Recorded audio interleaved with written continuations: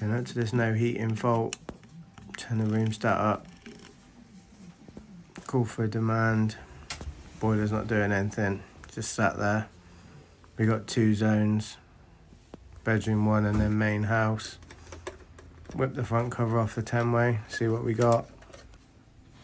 It's still technically an S-plan even though it's a combi boiler. Still acts the same. Whip out the breakdown Bible. S-plan fault finding flow charts for no heating. Let's see how simple we can make this. Is the programmer display on? Yeah, it is.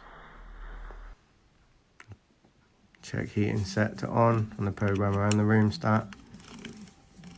Turn it to constant, turn it up. It's boiler displaying a fault code, 00 is just idle. Go to the wiring centre and we're checking for 240 on brown. Check the right zone valve.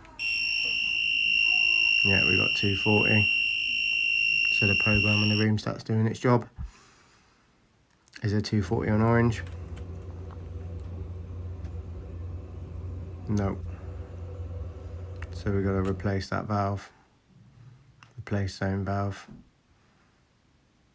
Go grab a Honeywell one out the van. Refit that. We're now getting 240 on orange.